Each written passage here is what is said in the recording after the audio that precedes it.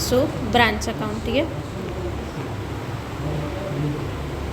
Branch account means what कि first branch account आपको इसमें कितना मेथड्स है, methods of branch account. First methods of branch, मेथड्समध्ये पहिले आहे डेटर्स मेथड जी आता आपण बघणार आहे, ठीक आहे। Second stock and debtors method, stock and debtors method, ठीक आहे। थर्ड आहे profit and loss account method, मतलब फायनल अकाउंट मेथड आहे, ठीक आहे। जसं trading profit loss balance sheet तिन्ही बनवायचं आहे, ही तुम्हाला एक्झामला नाही आहे। डेटर्स आणि स्टॉक डेटर्स या दोन मेथड आहे, ठीक आहे। तर डेटर्स ब्रांच म्हणजे काय की जे हेड ऑफिस आहे, हेड ऑफिस कुठेतरी असणार त्याचं, ते हेड ऑफिस जर सिच्युएटेड इन मुंबई असेल, ठीक आहे, आणि त्याचे ब्रांच जे आहेत ते ब्रांच, आणि हे जे ब्रांच आहे ना कशाचं बनवतो आपण, मॅन्युफॅक्चरिंगशी रिलेटेड असले पाहिजे किंवा गुड्स अँड सर्व्हिस प्रोव्हाइड केलेली असली पाहिजे, ठीक आहे। तर गुड्स अँड सर्व्हिस प्रोव्हाइड केलेली असेल तर त्याचं ब्रांच अकाउंट बनवताना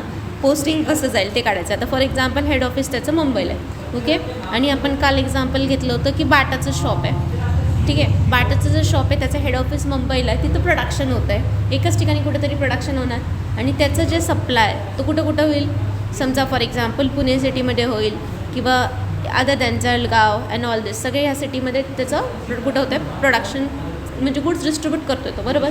तर गुड्स डिस्ट्रीब्यूट करताना त्याला काय करायला लागणार आहे, ही जे बाटा पुणेचं ब्रांचला काय करणार, तो गुड्स ट्रान्सफर करणार, हेड ऑफिस कुणाला ट्रान्सफर करणार, गुड्स ब्रांचला ट्रान्सफर करणार, बरोबर। म्हणजे पुणे ब्रांचकडे ते गुड्स येतात, पण goods comes in the business तेव्हा काय टाकणार आपण, डेबिट, ते गुड्स येत असतील तर, आणि गुड्स जात असतील तर क्रेडिट, ओके। म्हणजे काय, हेड ऑफिस पहिले ब्रांचला गुड्स पाठवतं, मग ब्रांच काय करते, कस्टमरला सेल करते, बरोबर, म्हणजे इंटरमिडिएटरी ब्रांच, ठीक आहे। मग नेक्स्ट जर हे कस्टमरला नाही आवडले, ॲज अ स्पेसिफिक सॅम्पलनुसार नसतील, कस्टमर कोणाला रिटर्न करणार, ब्रांचला, आणि ब्रांचला पण म्हणजे डिफेक्टिव्ह दिले तर ब्रांच कोणाला रिटर्न करणार, हेड ऑफिसला, ओके। तर म्हणजे ही सिक्वेन्स आहे त्यांचा। तर मग तुम्हाला काय करायचं आहे की स्पेसिफिकली फक्त हे पुणे ब्रांच, आता जर ब्रांच अकाउंट असेल तर ब्रांचला काय काय एक्सपेन्सेस किंवा काय काय इन्कम येईल, तर ब्रांच असेल तर त्याला पहिले तर असेट्स असणार पहिले, बरोबर, म्हणजे ते जे तुम्ही शूज जे काय शूज रॅक लागणार त्याला आपण फर्निचर म्हणू शकतो, तर फर्निचर, परत कस्टमरकडनं येणारी अमाऊंट म्हणजे काय, डेटर्स, तर या सगळ्या असेट्स असणार। डेटर्स पहिले लिहिणार ब्रांचचं ओपनिंगला किती असेट्स आहेत, म्हणजे जेव्हा तुम्ही इयर स्टार्ट केलं असेट्स कुठल्या कुठल्या होत्या, डेटर्स, पेटी कॅश, पेटी कॅश म्हणजे स्मॉल एक्सपेन्सेस, ठीक आहे, त्याला आपण म्हणणार पेटी cash. Next is fix assets, म्हणजे फॉर एक्झाम्पल मी म्हटलं तुम्हाला आता फर्निचर असणार किंवा मशिनरी तर नाही येते, मोस्टली फर्निचरच येतं, बरोबर। नंतर स्टॉक, स्टॉक म्हणजे काय, तुम्ही जे गुड्स विकताय ना शूज वगैरे त्याला आपण स्टॉक म्हणणार, ठीक आहे। हे झालं ओपनिंग बॅलन्स ऑफ असेट्स, जेवढ्या ओपनिंग आहेत तेवढ्या same closing balance of assets येतात। असेटला कुठला बॅलन्स असतो, डेबिट, आणि लायबिलिटीला कुठला असतो, क्रेडिट। ओपनिंग डेबिट आहे म्हणजे क्लोजिंग क्रेडिट येतं, बरोबर।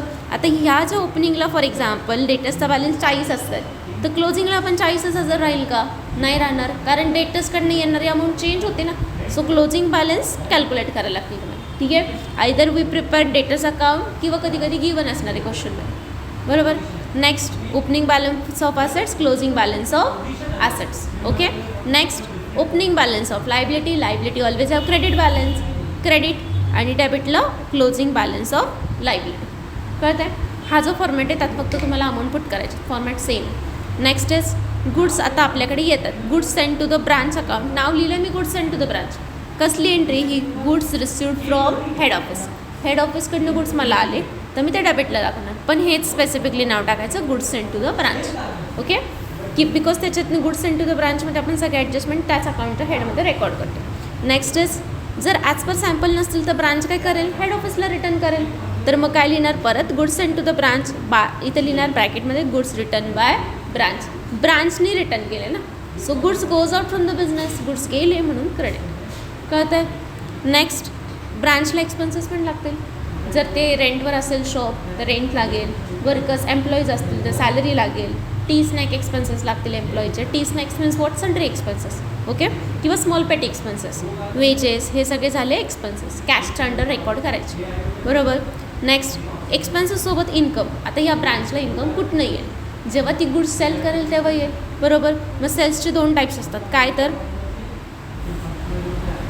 सेल्सचे 2 टाईप्स, कॅश सेल्स आणि दुसरं काय असतं, क्रेडिट सेल्स. कॅश सेल्स म्हणजे काय, गुड्स सेल केले लगेच कॅश आली, याची एंट्री पास करतो आपण. Cash account debit to what, sales account, बरोबर. कॅश आली आणि sales is our income as per nominal account. Credit sales, credit सेल्सची एंट्री काय होणार आपली, debtors account debit, because credit म्हणजे उधारीवर विकले, बरोबर. मग तुम्ही डेटर्सच्या नावाने एंट्री बुक करता ना, debtors account debit to what, sales account. Clear. जर कॅश सेल्स असतील तर ते कुठे रेकॉर्ड करायचे, इन्कम आहे ना आपलं. कस्टमरकडलं आपण गुड्स सेल केले, इमिडिएटली कॅश घेतली, तर कॅश सेल्स कुठे येणार तुमचे, ब्रांच अकाउंटच्या क्रेडिटला, cash under cash sales. Okay. Cash received from debtors, डेटर्सकडनं पैसे आले असतील, लास्ट इयरचे पेंडिंग अमाऊंट त्यांनी आता पे केली असेल, तर कॅश रिसिव्ड फ्रॉम डेटर्स कॅशच्या हेडिंगवर. Clear. Next closing balance of assets, जेवढे ओपनिंग आहे तेवढे क्लोजिंग येईल, पण अमाऊंट चेंज येतो, कळतं आहे. क्लिअर इथपर्यंत. पहिले रिवाईज करू परत. काय केलं, opening balance of assets, credit, closing balance of assets, opening balance of liability, closing balance of liability. Most of the case liability देत नाही. ओके. नेक्स्ट इज हेड ऑफिसने गुड्स ट्रान्सफर केले आपल्याला, आपल्याकडे गुड्स आले तर डेबिटला लिहिणार goods send to the branch. आपण रिटर्न केले हेड ऑफिसला क्रेडिटला, because goes out from the business. Next expenses debit, because नॉमिनलचा रूल सांगतो debit all expenses and losses, credit income and gain. तर क्रेडिट साईडला income means what, cash sales, आणि दुसरी गोष्ट काय येईल अजून, डेटर्सकडनं आलेली अमाऊंट. क्लिअर. इथपर्यंत एवढंच फॉर्मॅट आहे. जर याच्यात चुकून कुठं RDD दिला असेल, RDD, तर तो RDD तुम्ही शो करायचा क्रेडिट साईडला. इथं येईल RDD, इथं कुठेतरी जागा असेल ना डेटर्सच्या आधी, इथं RDD जी काय अमाऊंट असेल. कळलं. हा फॉर्मॅट आहे. फर्स्ट सम बघू आपण आता लगेच. हां, कुठं पण एका ठिकाणी क्रेडिटला टाका. फ्रॉम द फॉलोइंग सम बघू. From the following particulars relating to Hyderabad branch, information कुठली आहे, Hyderabad branch. For the year ended 31 December 1990, prepare the branch account in the books of head office. म्हणजे ही जी एंट्री करणार आहे, हे जे रेकॉर्डिंग करणार आहे आपण, इन द बुक्स ऑफ कोण असणार, हेड ऑफिस. आणि which account we need to prepare, Hyderabad branch account, right. So first, stock at branch as on 1st Jan 1990. 1st Jan means हा ओपनिंग असणार, जानेवारी ओपनिंग दिले मीन्स एंड काय असणार, closing 31 December, बरोबर. So 1st Jan 15,000 stock opening येईल. Next is debtors opening 30,000, petty कॅशचं opening 300. Okay. Debtors सगळ्याचं ओपनिंग दिलेलं आहे. Goods sent to the branch 1990. Goods sent means head ऑफिसने गुड्स ट्रान्सफर केले, हेड ऑफिसने गुड्स ट्रान्सफर केलेत किती, 2,52,000. म्हणजे गुड्स आले तर कुठे लिहिणार, ट्रेडिंगच्या ब्रांचच्या डेबिटला. Clear. Next is cash sales. Cash sales means what, income है आपका, तो इनकम होगा तो किस साइड लिखोगे, by cash, cash sales. Clear. Next is cash receive from debtors, again income है, कैश की heading, cash receive from debtors. Credit sales, credit sales debtors अकाउंटच्या डेबिटला लिहितात. इथं क्रेडिट सेल्स शिकवलं मी कुठं, ब्रांच अकाउंटला नाही. क्रेडिट सेल्सची एंट्री कुठं होणार, डेटर्सला.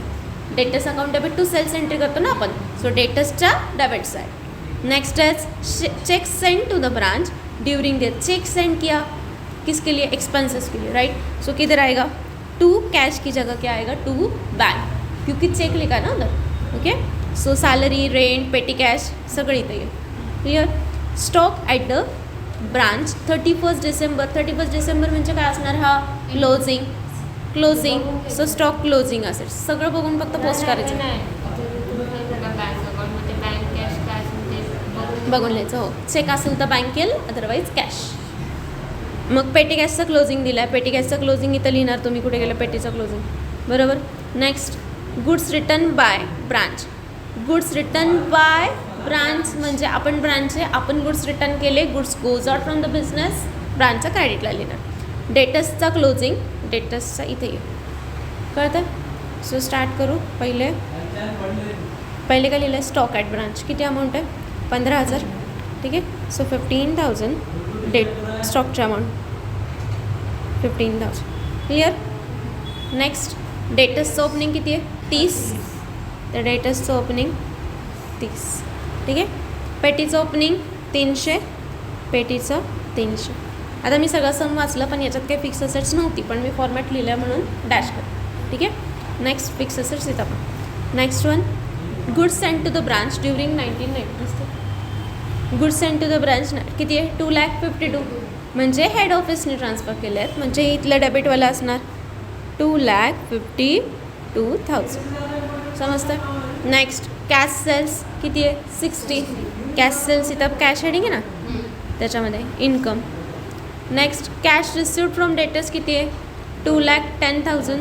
So debtors 2,10,000. Okay. Debtors account बनवलं आहे आपण, तर डेटर्सला पण याचा सेकंड इफेक्ट येईल. नेसेसरी नाही की डेटर्स आणि पेटी कॅश बनवायलाच पाहिजे, पण कधी बनवायचं डेटर्स आणि पेटी कॅश? जेव्हा तुम्हाला काही मिसिंग क्लोजिंग बॅलन्स दिला नसेल किंवा कॅश रिसिव्ह फ्रॉम डेटर्स दिलं नसेल तर मिसिंग अमाऊंट असू शकतो. ओके. सो जर इथं दिलं आहे आपल्याला तर बनवूया एक्स्ट्रा बॅलन्स ब्रॉट डाऊन आणि कॅरीड डाऊन, ओपनिंग क्लोजिंग. ठीक आहे. ओपनिंग किती होता डेटर्सचा? 30,030.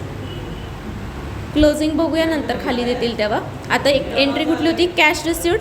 So by cash account. Okay. किती अमाऊंट रिसिव्ड झाली आहे कॅशची? 2,10,000. समजतंय. तिकडे पण इफेक्ट दिला ब्रांचचा क्रेडिटला आणि डेटर्सच्या पण क्रेडिटला. Next is credit sales. Credit sales कुठं रेकॉर्ड होतात? डेटर्सच्या डेबिटला, कारण एंट्री करतो आपण डेटर्स टू सेल्स. क्या अमाऊंट आहे? 228. ठीक आहे. कळलं इथपर्यंत? Cheque send to the branch during the 1990. Cheque पाठवला आहे म्हणजे एक्सपेन्सेस आहेत ते कुठे रेकॉर्ड करणार? ब्रांचच्या डेबिटला. तर इथं कॅशच्या ऐवजी येईल बँक. अमाऊंट सॅलरी आहे, सॅलरी काय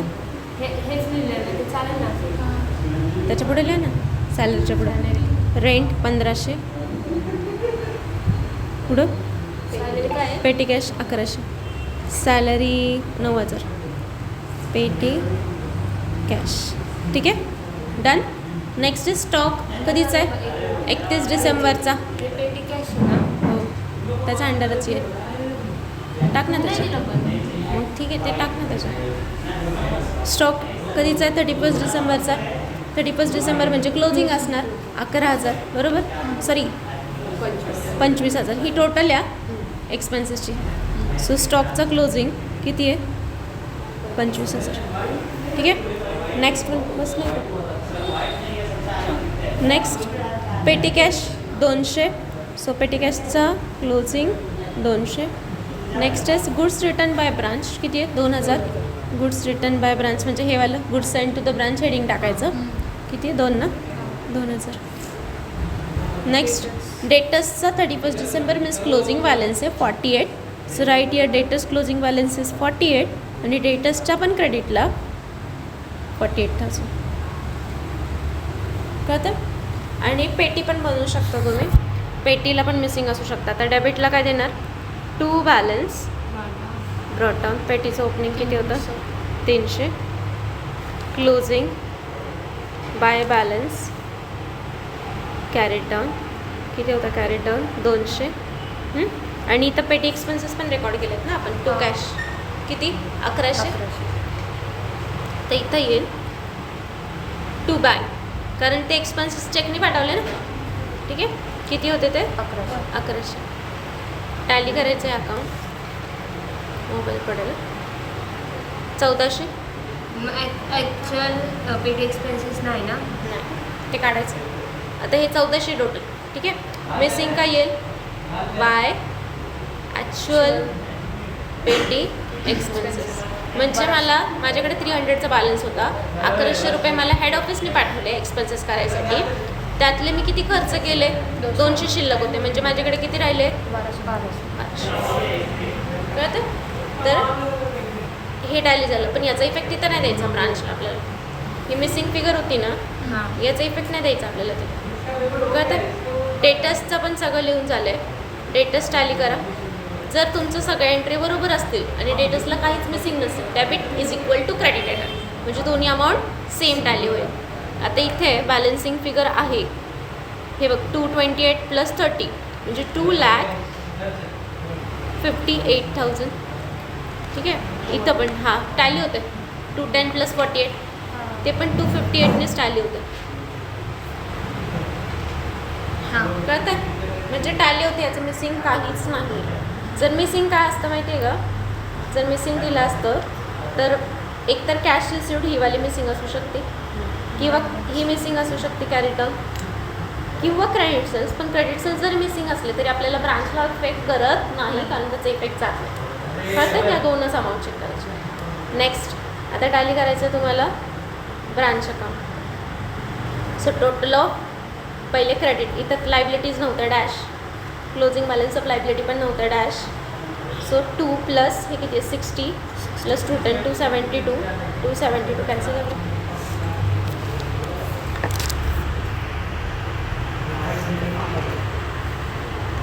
$272 + 48,000 + 200 + 25,000 म्हणजे क्रेडिट येते आहे 345200. ही आली क्रेडिट. डेबिट 30,000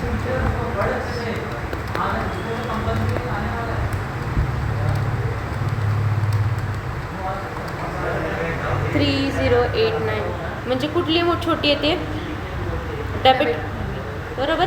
बोथ साईड किती लिहिणार तुम्ही, जी 345200 ना ती येईल. Both side 345200 345200. ठीक आहे. डिफरन्स किती येतो यांचा 36,300. हे वर्किंग नोट आहे. सो जनरल प्रॉफिट लॉस या साईडला कमी बॅलन्स होतं डेबिटला. जो प्रॉफिट येतो आहे मीन्स डेबिटला, income credit means income, debit means expenses. So income जास्त आहे ना, सो डेबिटला काय लिहिणार general profit and loss balancing figure. कळलं.